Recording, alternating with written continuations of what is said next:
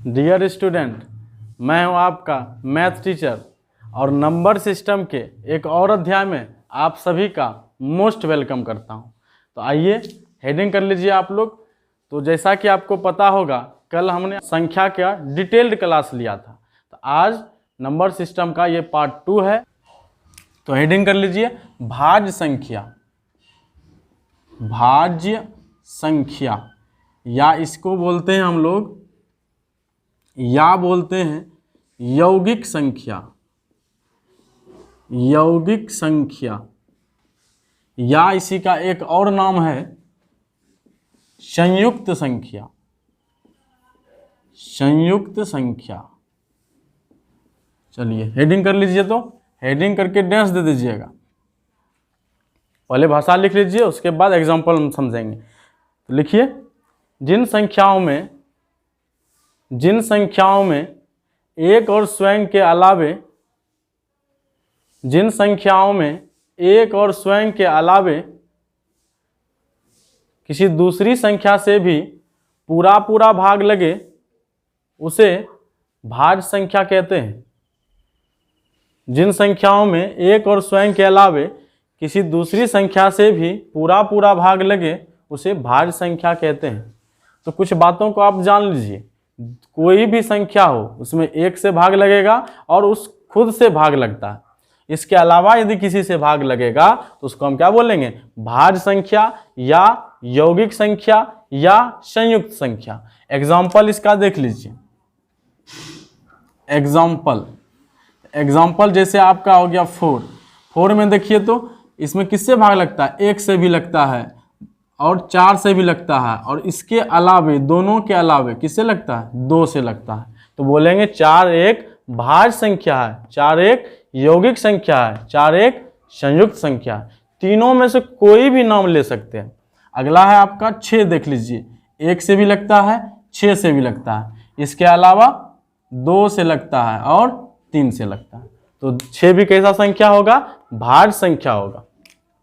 और कुछ एग्जांपल देखिए। 8 1 से भी लगता है, 8 से भी लगता है, और दोनों के अलावे 2 से लगता है। तो इसका मतलब हुआ 8 भी मेरा कैसा संख्या है? भाज्य संख्या है। तो कुछ बातों को जान लीजिए और कुछ सवाल देख एग्जांपल देखिए। 9 को देखिए, तो 1 और 9 से भी लगता है, इसके अलावे 3 से लगता है। इसका मतलब 9 भी कैसा संख्या है? भाज्य संख्या है। 8 कैसा संख्या है? भाज्य संख्या है। 6 कैसा संख्या है? भाज्य संख्या है। तो भाज्य संख्या आप लोग समझ चुके हैं। भाज्य संख्या क्या होता है? आप कुछ भी एग्जांपल ले सकते हैं, कम से कम एक भी यदि संख्या और है उसमें भाग लगने वाला, तो समझ जाएंगे हम कि वो कैसा संख्या? भाज्य संख्या या यौगिक संख्या या संयुक्त संख्या। तो इसमें आप एक स्टार पॉइंट लिख लीजिए। भाज्य संख्या सम या विषम दोनों हो सकती है। दोनों हो सकते हैं। यदि कोई संख्या सम है तो भी भाज्य हो सकता है, अगर विषम है तो भी भाज्य हो सकता है। तो दूसरा इसमें देखिए, सबसे छोटी भाज्य संख्या। सबसे छोटी भाज्य संख्या 4 है। सबसे छोटी भाज्य संख्या 4 है। और बोलेंगे सबसे बड़ी भाज्य संख्या, तो इन्फिनिटी हो जाएगा। सबसे बड़ी भाज्य संख्या इन्फिनिटी हो जाएगा। सबसे बड़ी भाज्य संख्या इन्फिनिटी, अनंत है। तो सबसे छोटी भाज्य संख्या 4 है, सबसे बड़ी भाज्य संख्या इन्फिनिटी है। और भाज्य संख्या जो है सम या विषम दोनों हो सकते हैं। तो आई होप ये सब आपको समझ में आया होगा। तो अगला आप हेडिंग कर लीजिए, अभाज्य संख्या। अभाज्य संख्या या इसी का नाम है रूढ़ संख्या। रूढ़ संख्या या इसी का नाम है असंयुक्त संख्या। असंयुक्त संख्या। देखिए डैश दे दीजिए। आइए पहले इसको समझ लेते हैं, इसके बाद परिभाषा लिख लेंगे।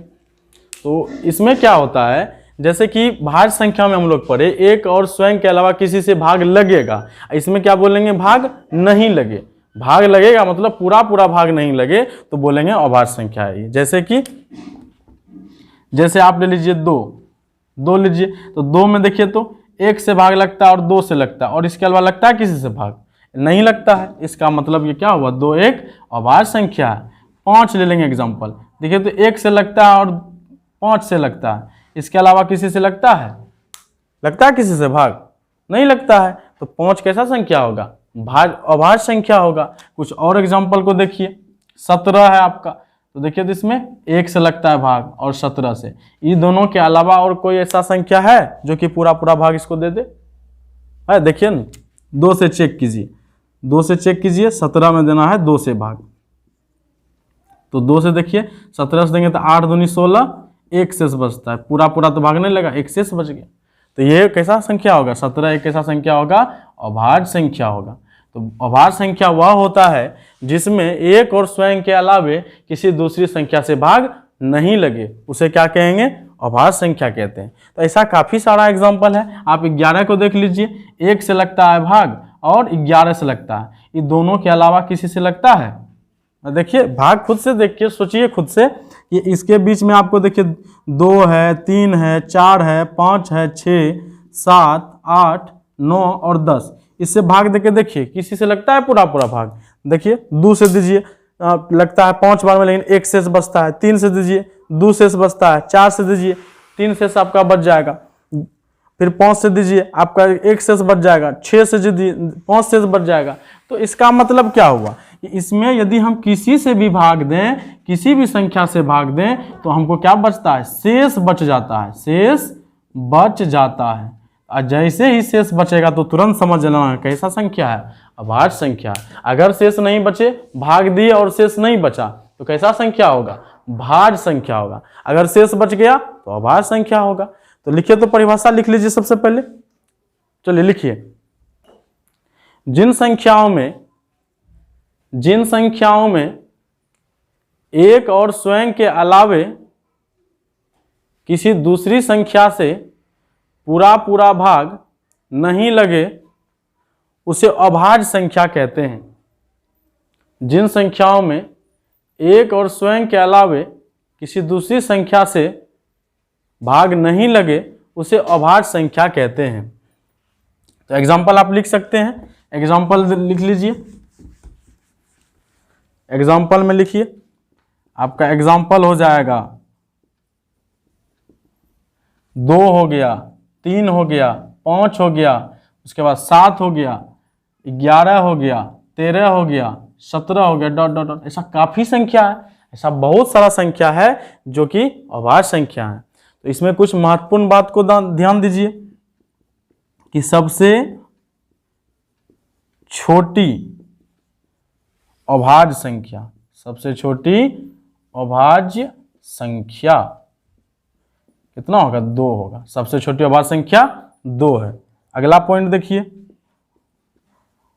सबसे छोटी सम अभाज्य संख्या, सम अभाज्य संख्या, सबसे छोटी सम अभाज्य संख्या भी क्या कहलाएगा, 2। 2 एक ऐसा अभाज्य संख्या है जो सम भी है और अभाज्य भी है। इकलौता 2 एक ऐसा संख्या है जो सम भी है, अभाज्य भी है, याद रखिएगा। और सबसे छोटी अभाज्य संख्या का बात किया जाएगा तो 2 क्या होगा, सबसे छोटी अभाज्य संख्या होगा। इसके बाद अगला पॉइंट लिख लीजिए, सबसे छोटी विषम अभाज्य संख्या, सबसे छोटी विषम अभाज्य संख्या, विषम अभाज्य संख्या कितना है, सबसे छोटी विषम अभाज्य संख्या 3 है।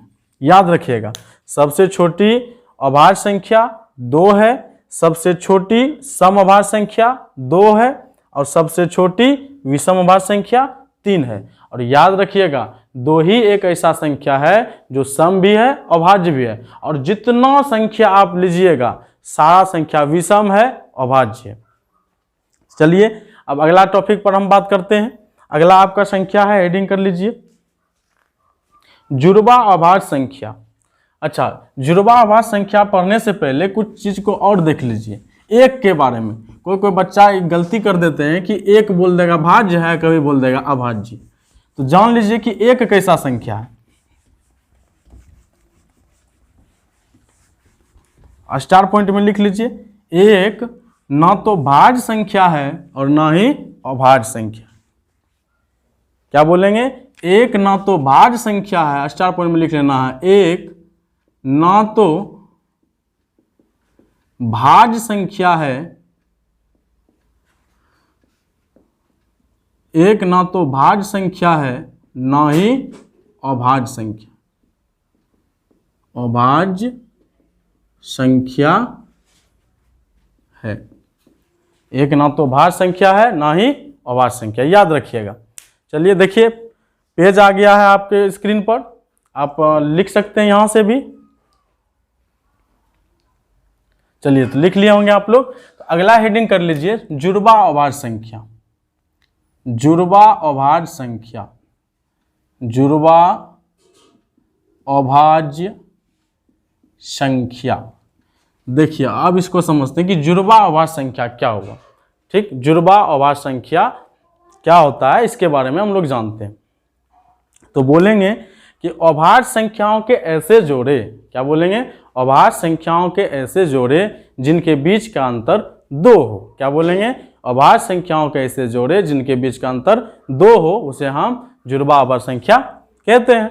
एग्जाम्पल इसका बात जान लीजिए, देख लीजिए, जैसे कि 3 है और 5 है, 3 और 5, 3 और 5 के अंतर देखिए, बीच में कितना का अंतर है? 2 का अंतर है। इसका मतलब 3 और 5 कैसा अभाज्य संख्या होगा? जुड़वा अभाज्य संख्या होगा। कैसा अभाज्य संख्या होगा? जुड़वा अभाज्य संख्या। कुछ और एग्जाम्पल को देखते हैं। इस तरह का जितना भी एग्जाम्पल होगा सब जुड़वा अभाज्य संख्या का एग्जाम्पल होगा। जैसे कि ये पहला, दूसरा एग्जाम्पल देखिए, 41 ले लीजिए और 43 ले लीजिए। ये कैसा होगा? जुड़वा अभाज्य संख्या होगा, क्योंकि 43 में जब 41 को हम घटाएंगे तो अंतर कितने का आता है? 2 का अंतर आता है। 41 भी अभाज्य संख्या, 43 भी अभाज्य संख्या, और दोनों के बीच का अंतर कितना है? 2 है। इसीलिए इसको कैसा संख्या बोलेंगे? जुड़वा अभाज्य संख्या। कुछ और एग्जाम्पल देखिए, जैसे कि कुछ और एग्जाम्पल में आप ले लीजिए, 29 ले लीजिए और 31 ले लीजिए। 31, 29 और 31, देखिए तो 31 और 29 में कितना का अंतर है? 2 का अंतर है। 31 और 29 में कितना का अंतर है? 2। तो अंतर यदि बीच का 2 हो, उसको हम क्या बोलेंगे? जुड़वा अभाज्य संख्या। क्या बोलेंगे? अभाज्य संख्याओं का ऐसा युग्म जिनके बीच का अंतर 2 हो, उसको हम जुड़वा अभाज्य संख्या कहते हैं। चलिए आगे बढ़ते हैं हम लोग।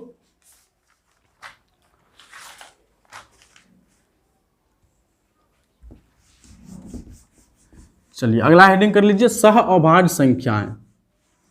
सह अभाज्य संख्याएं, तो देखते हैं सह अभाज्य संख्याएं क्या होती है। सह अभाज्य संख्याएं, देखिए ध्यान से दीजिएगा, सह अभाज्य संख्याएं। तो सह अभाज्य संख्याएं क्या होती है? तो वैसी दो संख्याएं जो एक दूसरे को विभाजित ना करे। कोई भी दो संख्या आप ले लीजिए, मान लीजिए एक 5 ले लेते हैं और 6 ले लेते हैं। देखिए दोनों एक दूसरे को करता है विभाजित? नहीं करता है।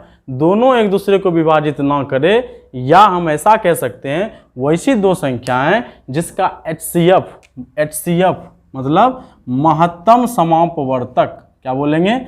महत्तम समापवर्तक। जिसका HCF या महत्तम समापवर्तक कितना होगा? 1 होगा। तो उसको हम क्या बोलेंगे? सह अभाज्य संख्याएं। क्या बोलेंगे? वैसी संख्याएं जिसके जो एक दूसरे को विभाजित ना करे और जिसका HCF कितना हो? 1 हो, उसको हम बोलेंगे सह अभाज्य संख्याएं। तो आप लोग लिख लिए होंगे। तो अगला है आपका, अब देखिए इसमें भी कुछ इंपॉर्टेंट पॉइंट है। जैसे कि पहला, दो क्रमागत प्राकृत संख्याएं। पहला देखिए पॉइंट को समझिए, दो क्रमागत प्राकृत संख्याएं सह अभाज्य संख्याएं। सह अभाज्य संख्याएं है। कोई भी ले लीजिए प्राकृत संख्या, जैसे कि 2 और 3 ले लीजिए क्रमागत, तो 2 3 का HCF 1 होता है, और ये कैसी संख्या होगी, सहवाची संख्या, इतना ले लिए। या हम ये भी ले सकते हैं, 4 और 5 ले सकते हैं। ये देखिए 4 और 5 दोनों एक दूसरे को विभाजित भी नहीं करता है, और इसका यदि हम HCF निकालें तो कितना निकलता है, 1 निकलता है। इसका मतलब क्या हुआ, 2 क्रमागत प्राकृत संख्याएं जो हैं वो सहवाची संख्याएं होती है। तो अगला पॉइंट है आपका, और प्रत्येक जुड़वा अभाज्य संख्या, प्रत्येक जुड़वा अभाज्य संख्या सहअभाज्य संख्याएं होती है। सहअभाज्य संख्याएं होती है। प्रत्येक जुड़वा अभाज्य संख्याएं सहअभाज्य संख्याएं होती है, किंतु सभी सहअभाज्य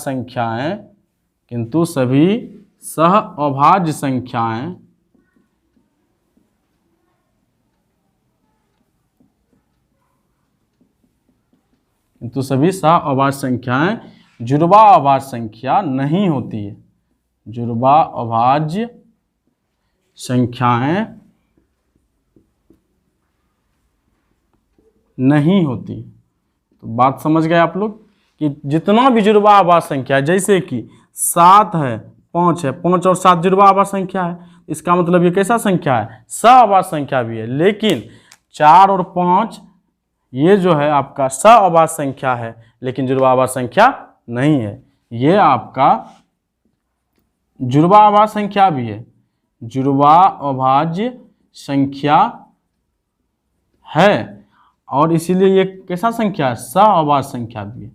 सहअभाज्य संख्या ये दोनों है, लेकिन यह जो है आपका सहअभाज्य संख्या है, सहअभाज्य संख्या है, लेकिन जुड़वा अभाज्य संख्या नहीं है। क्या नहीं है, जुड़वा अभाज्य संख्या, जुड़वा अभाज्य संख्या। क्योंकि जुड़वा अभाज्य संख्या में तो हम लोग पढ़े हैं ना कि वैसी अभाज्य संख्याओं का योग जिनके बीच का अंतर कितना हो, 2 हो। क्या इन दोनों का अंतर है 2? और वैसे भी 4 अभाज्य संख्या है पहले, बोलिए 4 है अभाज्य संख्या है, 4 तो नहीं है अभाज्य संख्या। इसका मतलब क्या हुआ, ये एक जुड़वा अभाज्य संख्या है ही नहीं। तो जुड़वा अभाज्य संख्या क्या होगा, वैसी अभाज्य संख्याएं जिनके बीच का अंतर कितना हो, 2 हो, और दोनों, तो उसको बोलेंगे जुड़वा अभाज्य संख्या। और सहअभाज्य संख्याएं क्या होती है, वैसी संख्याएं जिनका जो एक दूसरे को विभाजित ना करे और HCF कितना हो, 1 हो, तो उसको बोलेंगे सहअभाज्य संख्या। तो याद रखना है, या दोनों एक दूसरे को विभाजित ना करे तो वो भी होगा, या उसका HCF कितना निकल जाए, 1 निकल जाए, तो वो कैसा संख्या होगा, सहअभाज्य संख्याएं होगी। तो आइए अब आगे इसके आगे चलते हैं। तो अगला जो आपका संख्या है वो देख लीजिए। जो विद्यार्थी नहीं लिख पाते हैं ना, जो कॉपी कलम लेके नहीं बैठते हैं, वो स्क्रीनशॉट ले लीजिए, या नहीं तो आपके स्क्रीन पर कभी कभी देखिएगा दिखाया जाएगा सब परिभाषा, तो आप उसको क्या कर लीजिए, नोट कर लिया कीजिए, या नहीं तो मेरे टेलीग्राम चैनल या फिर व्हाट्सएप से जुड़ जाइए और आपको हम PDF भेज दिया करेंगे। तो अगला आपका है परिमेय संख्या। परिमेय संख्या, इसको अच्छा से समझिएगा क्योंकि इसका यूज जो है काफ़ी आएगा। 10वां का जो पहला चैप्टर है वास्तविक संख्या, उसमें आप इसके बारे में बहुत अच्छा से पढ़िएगा, और 10वां के एग्जाम में काफ़ी क्वेश्चन इस पे रहता है। तो देखिए समझाते हैं इसको। क्या बोलेंगे, वैसी संख्या जिसे हम P/Q के रूप में लिख सकें। क्या बोलेंगे, वैसी संख्या जिसे P/Q के रूप में लिखा जाए और Q = नॉट 0, मतलब किसी भी संख्या को हम P/Q के रूप में लिखेंगे, और शर्त क्या है, शर्त है कि Q जो है वो 0 के बराबर नहीं हो। क्या बोलेंगे, वैसी संख्या जिसे P/Q के रूप में लिखा जाए तथा Q = नॉट 0, मतलब Q बराबर 0 नहीं हो, तो उसे हम क्या बोलेंगे, परिमेय संख्या कहते हैं। अब इसका एग्जाम्पल देख लेते हैं हम लोग, एग्जाम्पल से समझते हैं। अब एग्जाम्पल कुछ भी ले लीजिए, 1 ले लीजिए, 5 ले लीजिए, 7 ले लीजिए, सब कैसा संख्या है? परिमेय संख्या है। अब बच्चा सब पूछेंगे, छोटका छोटका बच्चा सब पूछने लगता है, अच्छा सर आप बोले P/Q के रूप में होगा, 1 में कहाँ है P/Q? 1 में कहाँ है P/Q? तो आपको याद होगा, हमने कल ही मतलब पिछला वीडियो में बताया था ना, कोई भी संख्या है बाबू तो उसके नीचे क्या रहता है? 1 रहता है। किसी भी संख्या के नीचे क्या रहता है? 1 रहता है। किसी भी संख्या के नीचे 1 रहता है। तो देखिए तो अब हुआ P/Q के रूप में, तो बोलेंगे इसको कैसा संख्या है? परिमेय संख्या है। कैसा संख्या है? परिमेय संख्या है। तो सभी प्राकृत संख्याएं जो होती है आपका परिमेय होती है, सभी पूर्ण संख्याएं आपका परिमेय होती है, और सभी पूर्णांक भी आपका क्या होती है? परिमेय संख्या होती है। तो कुछ बातों को और समझते हैं, जैसे कि 8/9 ये परिमेय होगा कि नहीं होगा? आराम से होगा। इसमें P का मान इतना है और Q का मान इतना है, तो P/Q के रूप में हो गया। 8/7 ले लेते हैं, P का मान ये है, Q का मान ये है, तो हो गया आपका परिमेय के रूप में। और एग्जाम्पल लेते हैं 3/4, अब माइनस वाला ले लेंगे, ये भी आपका परिमेय संख्या है। वही है कि ये ऋणात्मक परिमेय हो गया और ये धनात्मक परिमेय हो गया। कल बताए थे ना कि ऋणात्मक परिमेय, ऋणात्मक प्राकृत संख्या क्या होता है, धनात्मक प्राकृत संख्या क्या होता है। किसी भी संख्या के आगे यदि माइनस लगा देंगे तो वो कैसा संख्या बन जाएगा? ऋणात्मक संख्या। अगर ये परिमेय संख्या 8/9, इसके आगे यदि हम माइनस लगा दें तो ये कैसा संख्या बन जाएगा? ऋणात्मक परिमेय संख्या होगा। तो ऋणात्मक और एक धनात्मक परिमेय होगा कि नहीं होगा? P है कि नहीं है? Q है कि नहीं है? है तो परिमेय हो जाएगा। तो इसका मतलब ये P/Q के रूप का है, इसको हम लिख सकते हैं। ये अपना ये हो गया। अब कुछ देखिए, परिमेय संख्या के एग्जाम्पल में आपका दशमलव भी आता है, जैसे कि 7.5, ये भी आपका परिमेय संख्या है। कैसे? देखिए, है परिमेय संख्या, इसको आप कटा भी सकते हैं। 15×5 = 75, 5 दूनी 10, 15/2। देखिए आया P/Q के रूप में। इस संख्या को हम क्या बोलेंगे? परिमेय संख्या। तो परिमेय संख्या में क्या सब आया? प्राकृत संख्या आया, प्राकृत संख्या आया, और क्या आया? पूर्ण संख्या आया, और क्या आया? पूर्णांक संख्या आया। ये सारी संख्याएं क्या होती है? परिमेय संख्या होती है। परिमेय संख्या होती है। परिमेय संख्या होती है। अब ये क्वेश्चन बहुत बच्चा के मन में होगा, अच्छा सर शून्य भी परिमेय संख्या होगा? एकदम हाँ बच्चे, शून्य भी परिमेय संख्या होगा। अरे ऊपर से मतलब नहीं है ना, हमको नीचे से मतलब है। तो 0/1 नहीं लिख सकते हैं? लिख सकते हैं, नहीं लिख सकते हैं? लिख सकते हैं। एकदम अच्छा से पढ़िए, 0/1 लिख सकते हैं। तो शून्य भी कैसा संख्या है? परिमेय संख्या है। तो इसमें P बराबर आपका 0 हो जाएगा, Q बराबर आपका 1 हो जाएगा। तो अब परिभाषा क्या बोलेंगे? वैसी संख्या जिसे P/Q के रूप में लिखा जाए और Q = 0 हो, उसे हम परिमेय संख्या कहते हैं। तो चलिए अगला है आपका अपरिमेय संख्या। तो परिमेय देखिए, अपरिमेय क्या होता है? हेडिंग कर लीजिए, अपरिमेय संख्या। तो अपरिमेय जो होगा ये परिमेय का उल्टा रूप होगा। परिमेय का क्या होगा? उल्टा होगा। तो उल्टा क्या होगा? जिसको हम P/Q के रूप में नहीं लिख पाएंगे। क्या बोलेंगे? वैसी संख्या जिसे हम P/Q के रूप में नहीं लिख सकें, अपरिमेय संख्या। क्या बोलेंगे? वैसी संख्या जिसे P/Q के रूप में नहीं लिखा जाए। तो बच्चा को समझ में आ गया कि चलिए ठीक है सर, आप तो बोल दिए P/Q के रूप में जिसको नहीं लिखेंगे वो अपरिमेय होगा। अब कौन ऐसा संख्या है सर जिसको हम P/Q के रूप में नहीं लिख पाएंगे? ये तो आप बता दीजिए। तो सब देखिए आपको सीधा रटवा देता है, √2 होगा, √3 होगा, √5 होगा, √6 होगा, √7, ये सब अपरिमेय संख्या रट लिया बच्चा। लेकिन बच्चा को ये अभी तक समझ में नहीं आया है कि √2 क्यों है अपरिमेय संख्या। तो मास्टर क्या बोलेगा? इसका जो है ना बाबू वर्गमूल नहीं निकलता है, इसीलिए ये अपरिमेय संख्या। रटिए मत परिभाषा को, ठीक है, समझिए। तो हम बोलेंगे /5 दे देंगे, क्या ये परिमेय हो जाएगा? परिमेय होगा? अब बच्चा कन्फ्यूजन में मत पड़िए आप लोग, ये परिमेय होगा। अब इसके नीचे 7 दे देंगे, क्या परिमेय हो जाएगा? तो अपरिमेय संख्या का देखिए कुछ और तरीका से हम सीखते हैं कि एग्जाम्पल आखिर ये सब कैसे आया और क्यों आया। तो बोलेंगे इसको √x के रूप का कोई भी संख्या। क्या बोलेंगे? √x के रूप की सभी संख्याएं सभी संख्याएं अपरिमेय संख्या कहलाती है। सभी संख्याएं अपरिमेय संख्या कहलाती है। रूट एक्स के रूप की सभी संख्याएं अपरिमेय संख्या कहलाती है, जहां x एक पूर्ण वर्ग संख्या नहीं हो। एकदम अच्छा समझिएगा इस बात को। क्या बोलेंगे अपरिमेय संख्या में? रूट एक्स के रूप की सभी संख्याएं अपरिमेय संख्या कहलाती है, जहां x एक पूर्ण वर्ग संख्या नहीं है। अब इसको समझिए कि पूर्ण वर्ग संख्या क्या हुआ। यहाँ लिखे हैं ना एक बात, पूर्ण वर्ग संख्या एकदम हल्का चीज है। देखिए पूर्ण वर्ग संख्या, पूर्ण वर्ग संख्या देखिए एक है, एक को लिख सकते हैं एक गुना एक, इसका मतलब ये पूर्ण वर्ग संख्या है। क्या दो को लिख सकते हैं दो गुना दो? लिख पाएंगे? नहीं लिखेंगे, ये पूर्ण वर्ग संख्या नहीं होगा। इसके जगह क्या होगा? 4 2 गुना 2 लिखेंगे तो ये पूर्ण वर्ग संख्या होगा।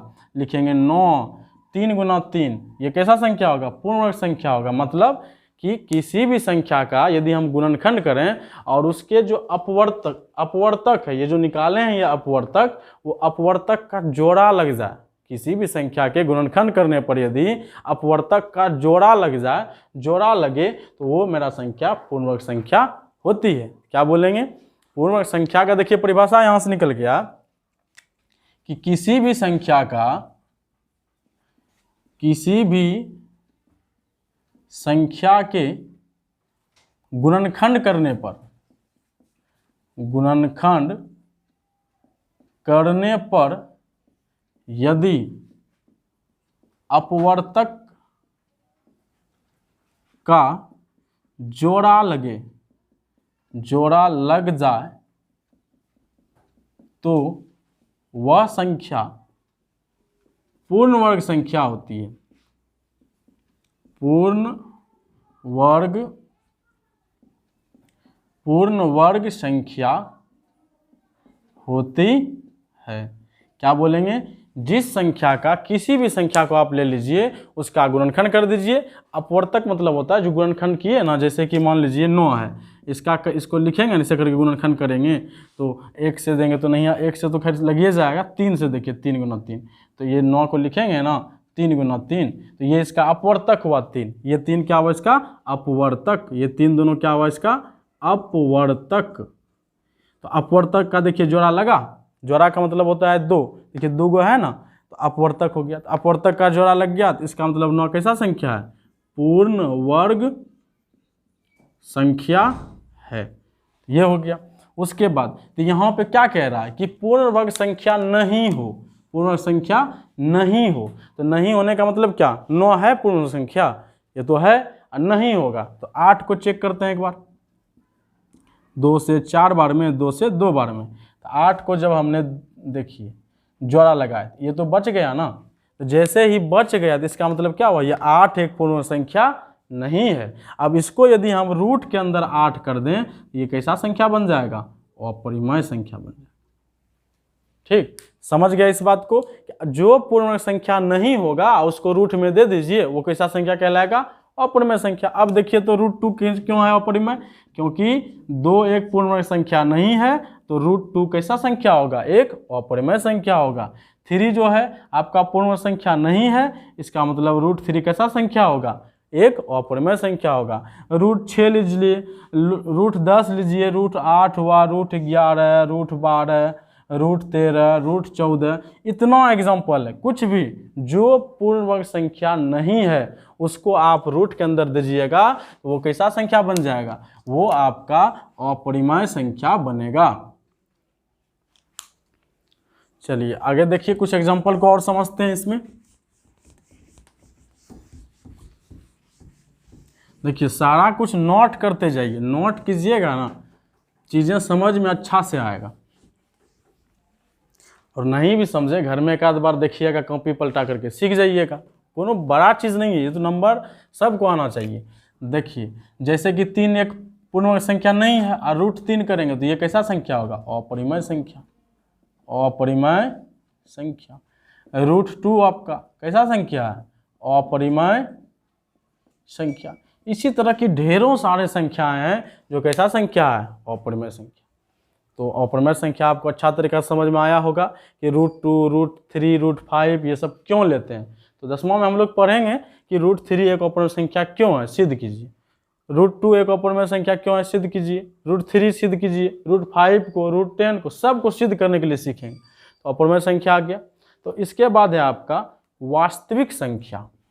हेडिंग बना लीजिए आप लोग, वास्तविक संख्या।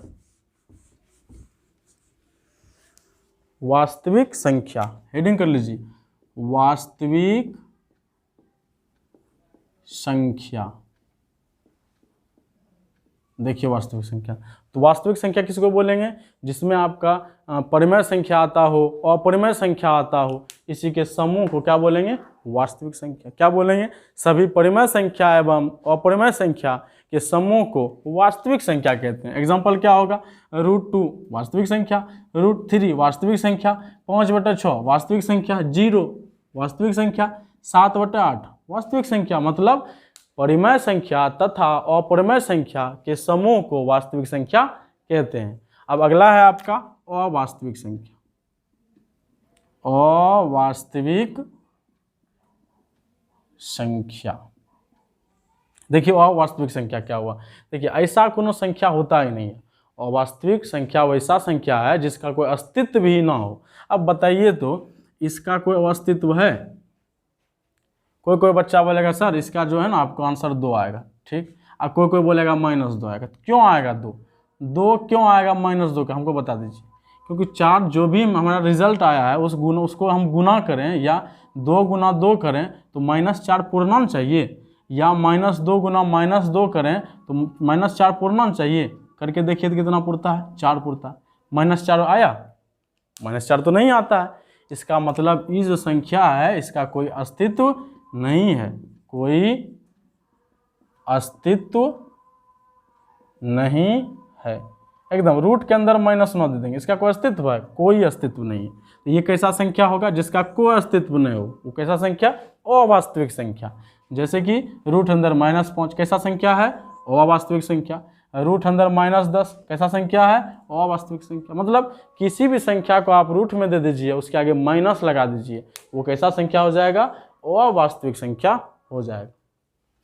चलिए अब एक लास्ट पढ़ते हैं हम लोग संपूर्ण संख्या के बारे में। संपूर्ण संख्या।